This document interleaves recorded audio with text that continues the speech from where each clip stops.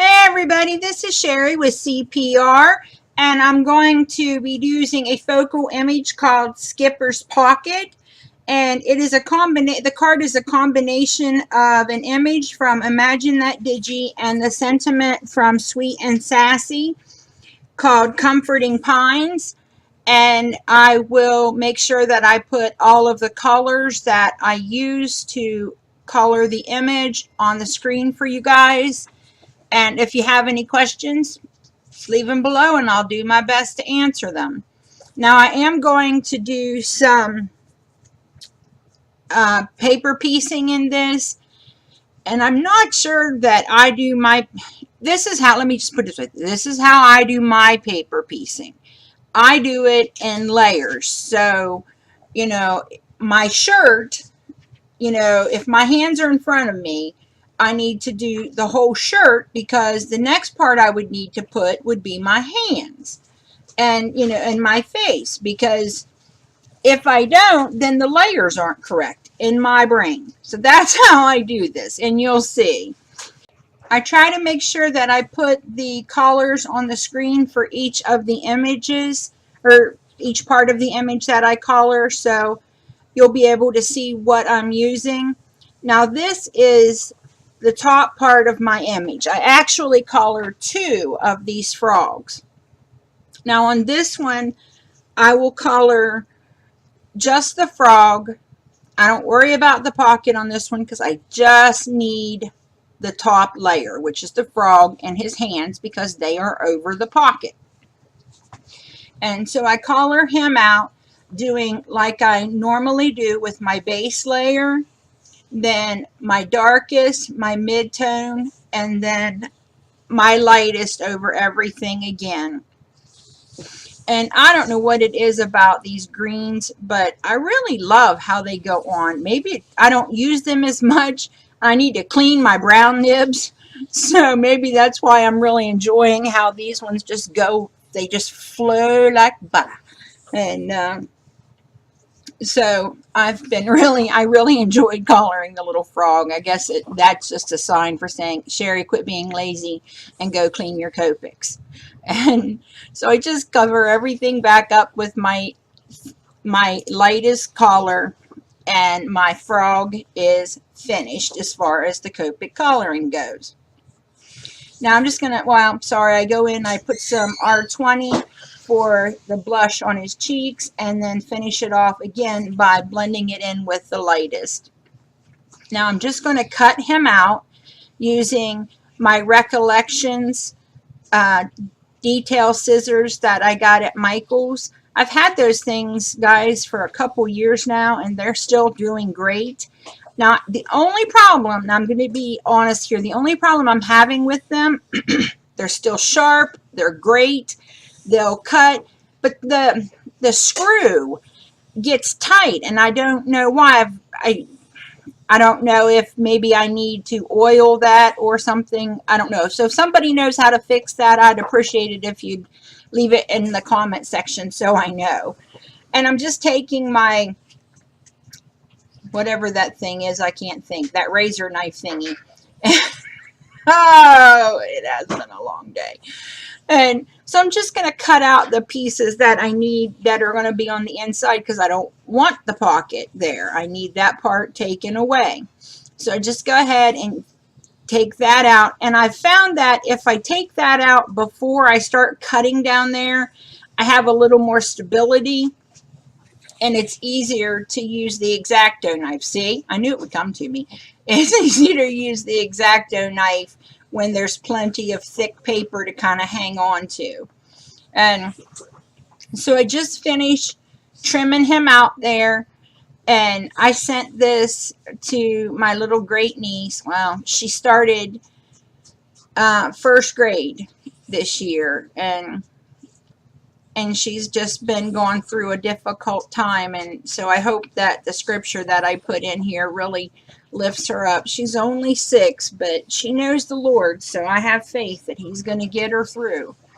And I just use my dual tip marker to go all the way around the edge and on the inside, especially on the inside where I use the X-Acto knife, because I am not good at cutting like that. Now here's where I color the bottom layer. And I wasn't sure how much, if any, of this part of the frog that would show. So I really only do like from his chin down, but I do color the entire thing with the lightest coat. So I just go in and I finish coloring up and putting my shadows, my midtone, and my lightest on the bottom of him. Pretty much just his little front hands or paws or flippers or whatever they are called on a frog. I try to avoid them, and they're cute as all get out in here, but let me find one in real life and I'm not a happy camper. So I like coloring them here, and that's it. And this is the Sweet and Sassy set that I use. It's called Comforting Pines, and I use the sentiment right there: keep trusting in the Lord, and he will see you through. And so I just use my VersaFine Onyx Black ink, and I stamp that on there, and I give it a few seconds to dry, because that ink will smear if you're, a little too gun-ho. So you gotta just be patient. So here I am. Now this is where I start the layering, and I put the pink pocket and frog over top, and then the next layer I come in with is the frog's head and little hands that hang out over the pocket. And because this is a digi, I could have made it any size I wanted. So I think that's really cool. I'm using my black glaze pen because I wanted him to fit on this one particular thing. So he fit perfect. I like that idea. And now here I'm using my pink souffle pen. It leaves a little bit of texture. My daughter thought I was watching it backwards. She's like, why are the lines disappearing? And I'm like, I was covering them up with the souffle pen. And it did. When it dries opaque and slightly raised. So I really like the way that pen works. And I wanted to, I just didn't want any black on the pocket because it's going to a little girl, and I wanted it to be, sweet. And I'm just using my white glaze pen to put the dots in his little eyes there, and using my EK writing tools to go over everything, because that green was quite a bit dark. So this way you're still able to see all of the details that were in the image.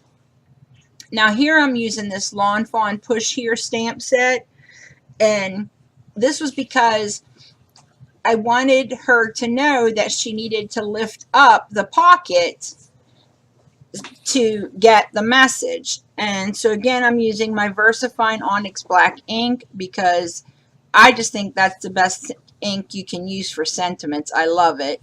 And I was trying to decide if I could fit that on there twice or not. So I couldn't. So I just went with a different one that says, lift the flap, look inside. And I thought that might make it a little more clear to a 6-year-old. Keep trusting in the Lord. He will see you through. And that is my prayer, that God get her through this difficult time in her family's life. So I just cut that down to 4 by 5 1/4, and I'm using a Recollections 110-pound card base along with a CC Designs card make number 9, and that's the piece that I wanted my frog to fit on. So I just go ahead and I start trimming down all the papers that I needed to trim, and this is the Imaginess Garden Party, and I cut it at 3 3/4 by 5, and then I layer all of my pieces together, and that's what my card's going to look like when I've got it completely finished. I'm just using my ATG tape, which you can find at Honey Bunny's Treasures, and I'll make sure I put a link for that in the description box because she's got a good price on it. And I'm just going to head and put the designer paper on next. And I tell you, I just feel like a genius since I figured out that if I turn that where I can see the 3 sides, it's like, bam, I got that thing lined up in a blink of an eye. Woohoo, look at me. I know, sorry, bragging on yourself, that's not nice. But I love doing it now. It used to be so frustrating for me. So I'm just lining my little frog and pocket up there.